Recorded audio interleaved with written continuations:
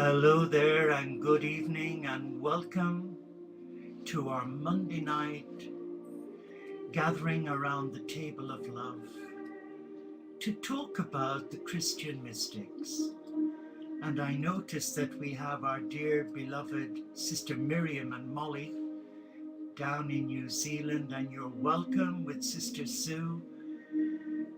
And those who've not logged in, whoever you are, wherever you may be, welcome. Tonight is part 23. Can you believe it? 23 sessions we've had so far on the amazing Christian mystics. And tonight we're focusing on William Everson.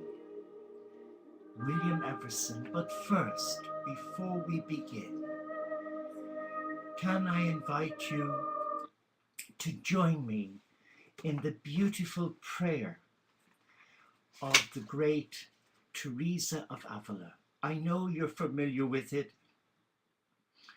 Well, Sister Sue is familiar with it, and so is Sister Miriam. But let us say it together, and let us call on the essence of all that is sacred to us to empower our hearts, reawaken our interior castle.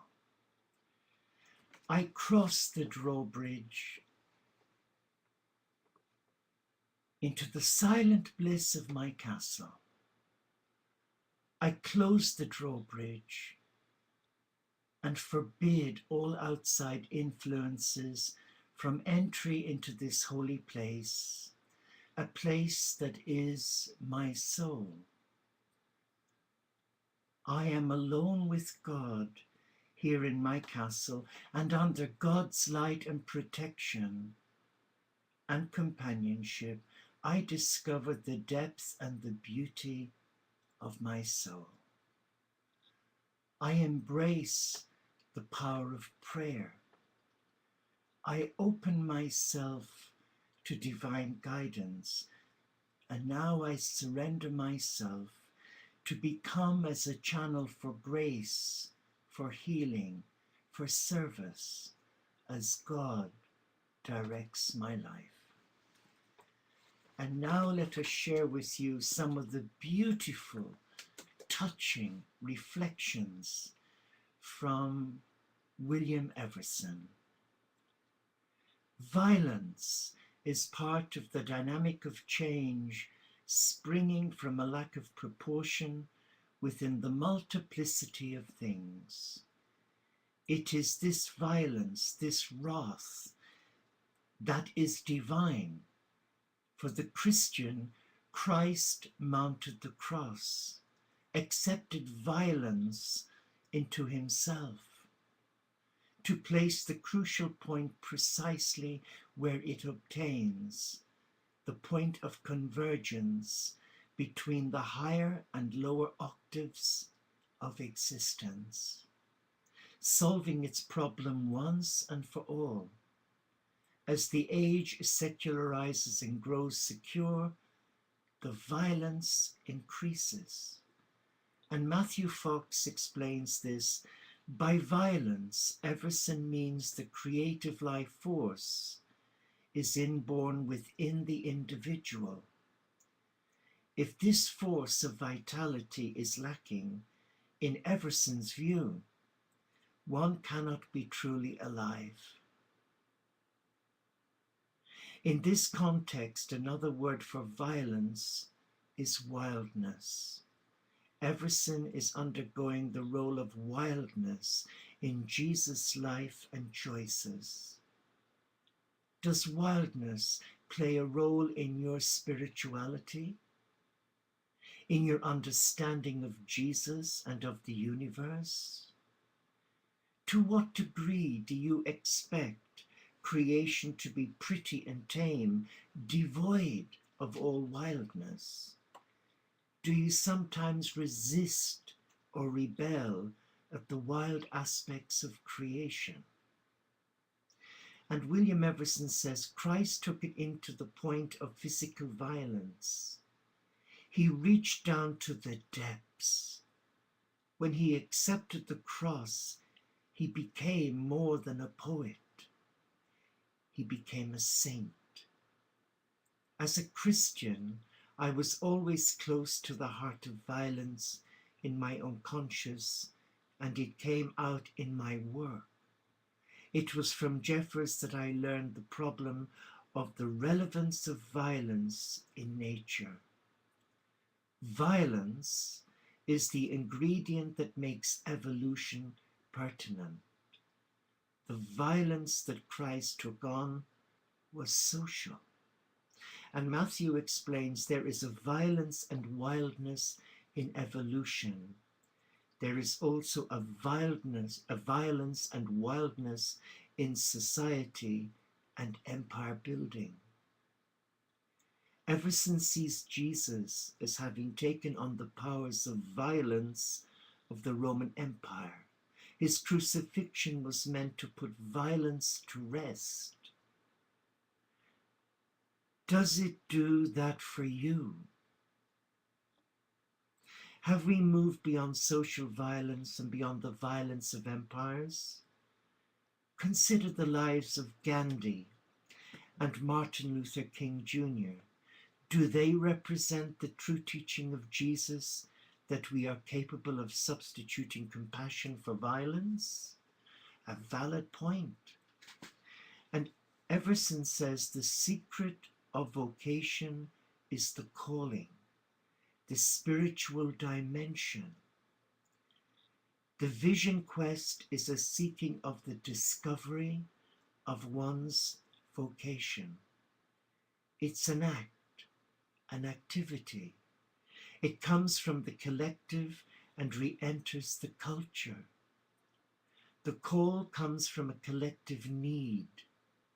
There's a need for doctors, a need for carpenters, all of the activities of economics and entertainment. What a valid point.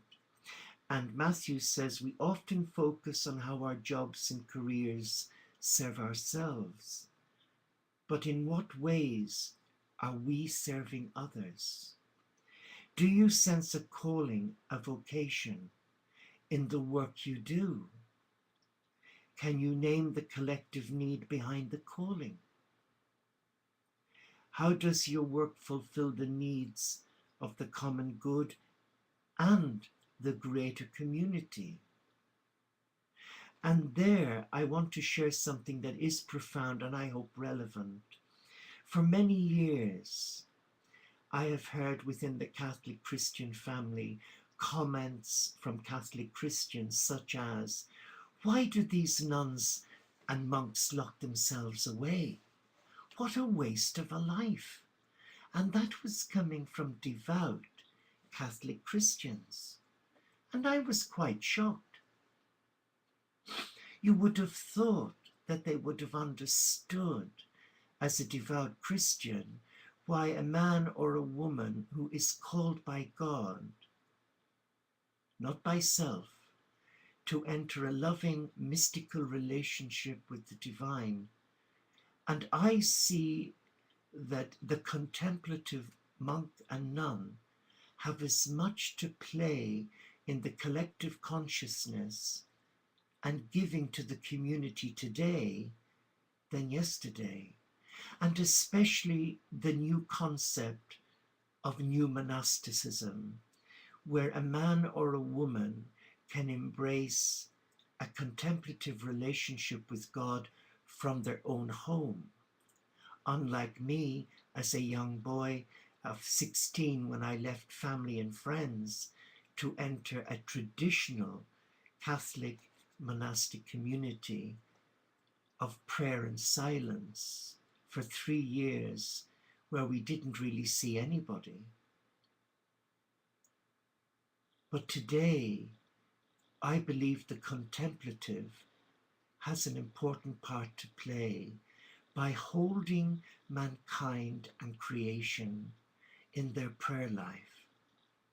It's not all glamorous, as you may know. It has its ups and its downs, its pitfalls, but the inherent joy is in the prayer of Teresa of Avila. Remember the prayer that we just said? And service as God directs my life. So if you are called to the contemplative life in a modern world, from your own home, your monastery without walls, you have a valid part to play in this wildness of heart. For you offer your life to God out of love as a prayer for God's protection on all those who have lost sight of their soul's purpose. Everson says, violence is the eruption of passivity into an act in the material universe, the jostle of forms and unpredictableness of a chaotic world. The world is unified, but there is an edge of violence in it, which is the chaos. The evolution of new forms, the evolution of form from a lower to a higher state. These are all addressed to the problem of violence. Violence is the central problem in life. Look at Shakespeare, Milton, Dante, Homer especially. The work is saturated with violence. It's the obsessional part of human life that is unsolvable save through the religious dimension.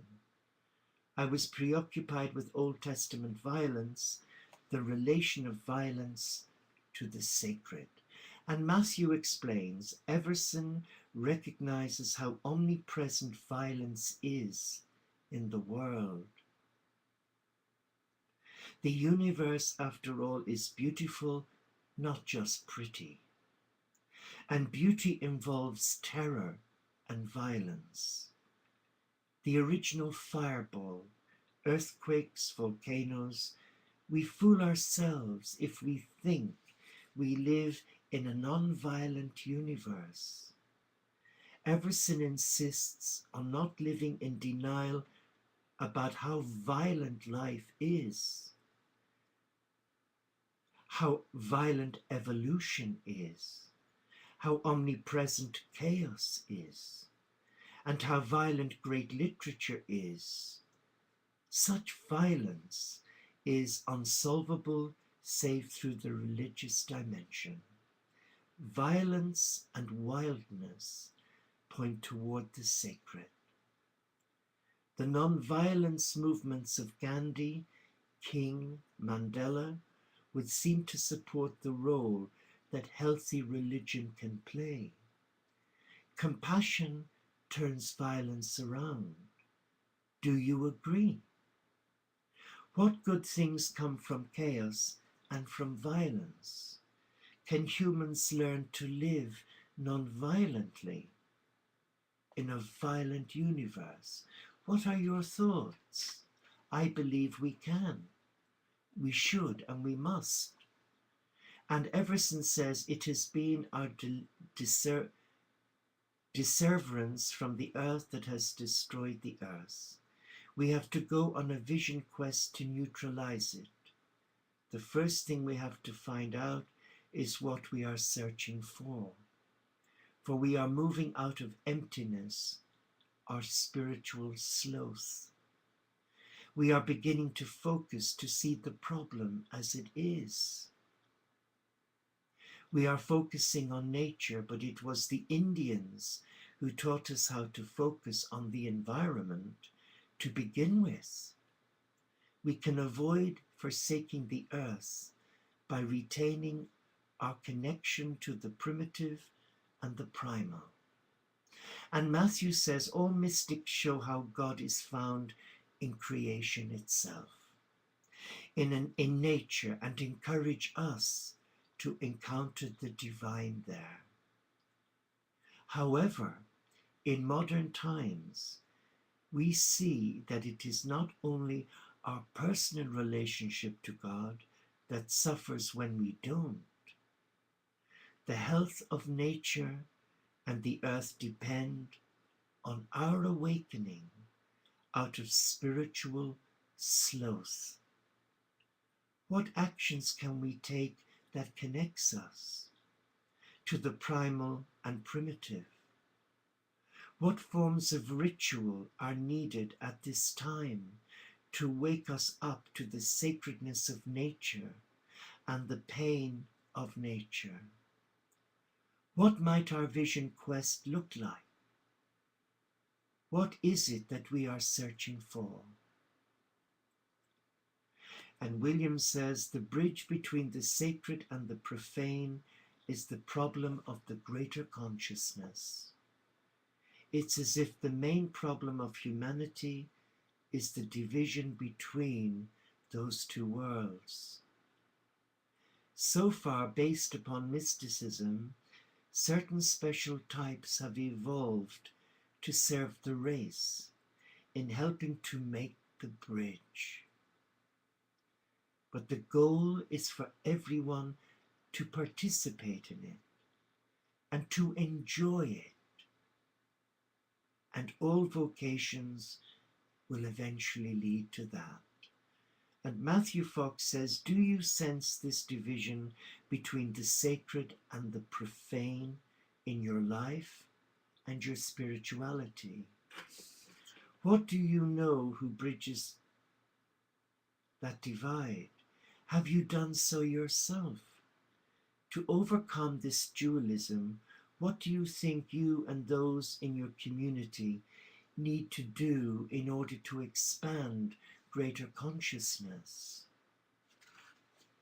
And William Everson says, in animism, the Native Americans met the problem of the split in the psyche between the sacred and the profane through the spirits of the animals. They embodied the sacred dimension, the birds, the reptiles, and the mammals.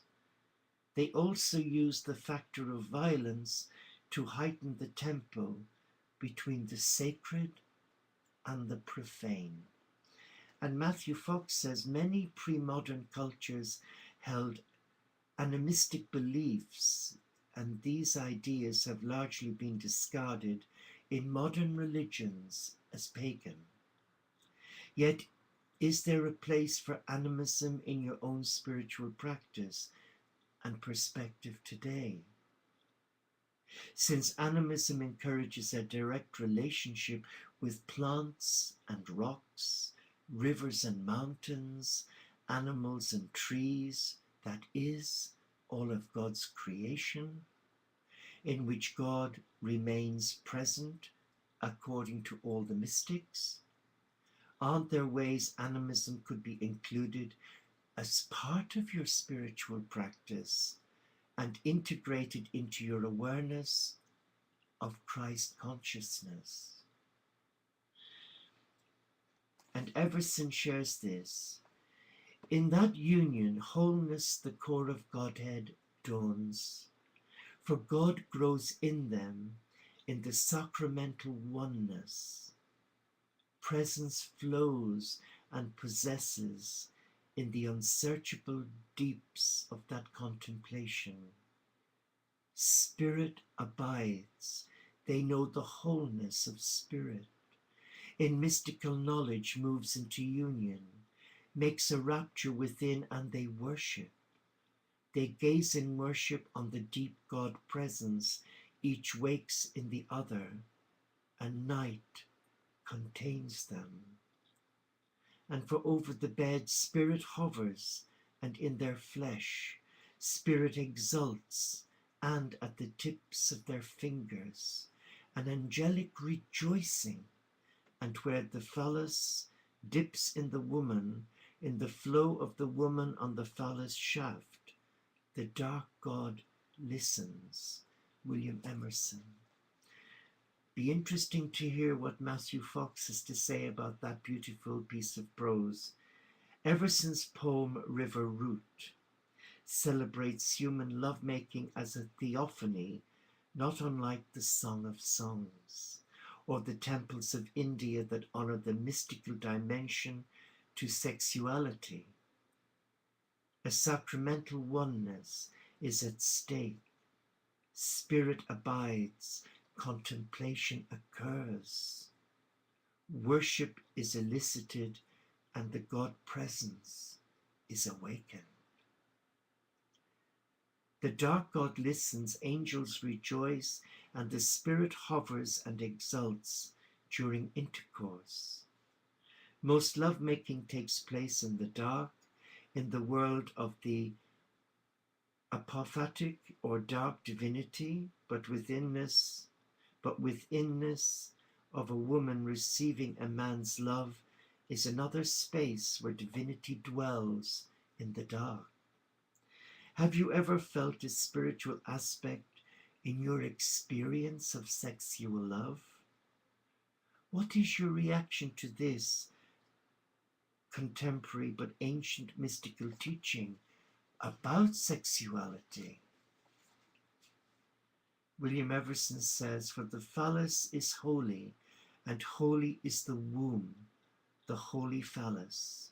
In the sacred womb and they melt, and flowing they merge, the incarnational join, one with the Christ, the oneness of each one's them with God."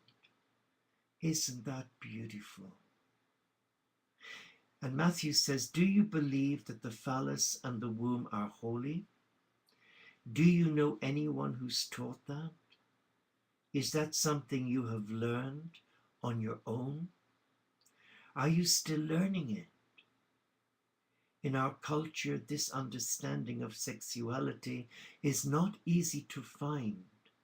Yet in theological language, according to Everson, this is the very meaning of incarnational and being one with the Christ. Incarnation means to be made flesh, and we rediscover the holiness of flesh and the holiness of lovemaking in this poem. The lovers are one with the Christ and one with God, because that is what love and lovemaking do. Wow. And Everson says, "For this is the prototypal act of creation, where the phallus kisses the womb nerve listening. The Father is, and as the phallus flows, so is uttered the Son, and as Father and Son melt together, merging in love, so here Spirit flows. Between taut phallus and tremulous womb, the male nerve and the female, Spirit moves and is one." And Fox says, "Lovemaking," the poet is saying, "is an archetype of creation, and within the sexual act, he envisions the Holy Trinity at work, Father and phallus, Son and flow, and meddling and merging at the flowing of the Spirit. Between male and female, lover and beloved, between yin and yang, phallus and womb, the Spirit moves and is one." Is this one reason why sexuality is so important in our lives? That it takes us back to our source, back to the Trinitarian acts of creation. Well, if that's so, why does the church, especially the Christian church, frown so much upon sexuality in its training of priests, nuns, and monks? Well, it did, because we were guided to believe that the body was a disgusting thing, that we had to punish it. Now we're being encouraged by God's Spirit to see it as a temple of love and not condemn it or be in denial about it, but to embrace it as a whole. Everson says, "How long they lie each never knows. This prayer, their one worship, a worship learned in the years, for youth leans on them. They are getters of children, known much and have suffered. In the deeps of the soul, have ached for each other, accepting suffering. And now in their night, they know that the incarnational join body to body, twain in one flesh. Out in the night, the river runs. And Matthew says, these are not first-time lovers. They have lived together, raised a family, suffered the give and take, the wins and losses of building a home together. But their lovemaking is their prayer. It is their worship that has been perfected through years together. Do you believe that lovemaking becomes more profound, more prayerful and worship-like when you and your lover have travelled through the suffering together? The poet sets his poem River Route in the context of the great Mississippi River running through the night. The river never ceases to run to give. It is always giving, always on the move, always pouring itself out.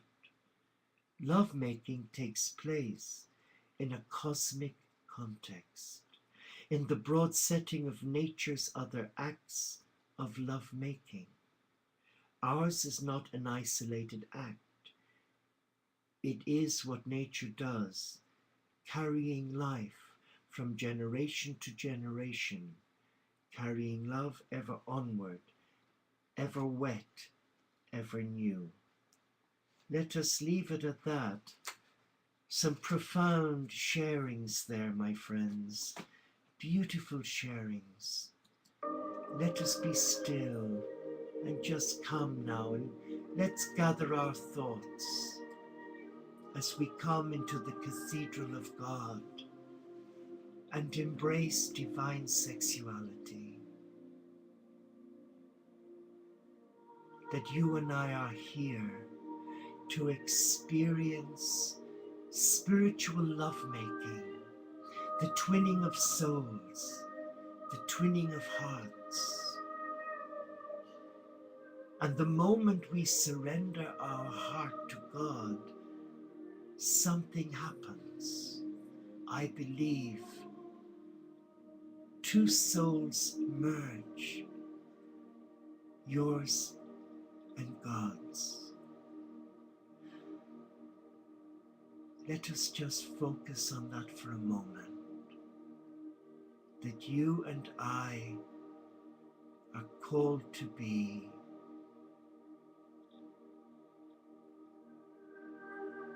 beloveds in this sacred union of oneness. Let us now allow the Spirit of God come upon us as he did Mary at the Incarnation. Let the Spirit of God liberate us so that we too can experience what many of the mystics experienced, like Julian of Norwich, Teresa of Avila. They experienced spiritual orgasm, divine intimacy, where their souls leaped from their body and were encased in divine love. Feel that love.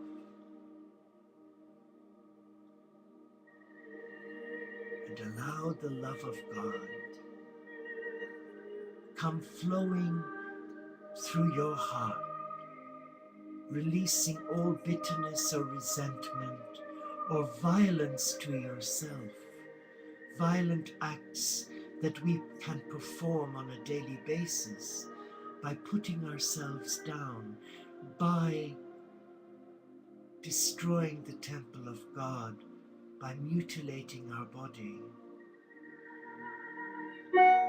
Let us embrace what God has made, for all that God has made is beautiful, as is creation.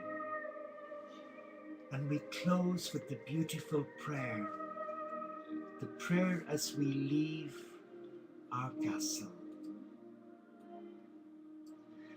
I am a channel of grace, and as I leave my castle, grace surrounds me and grace protects me. I enter my life under the blessing of God, and I remain open to receive guidance from my soul. Thank you for giving up your time to come and listen and share and receive knowledge of the great mystics. Namaste. Shalom. Inshallah. Paxet bonum. Om Shanti. Solo di caritas. Salam alaikum. And may the peace of what is sacred to you reawaken in you that thirst for divine intimacy. No one can show you the way. It's not in any book or CD. It's in the silence, the interaction of two souls coming together in divine union. Enjoy. I look forward to your company again. For now, take care and God bless you. May your God go with you. Peace.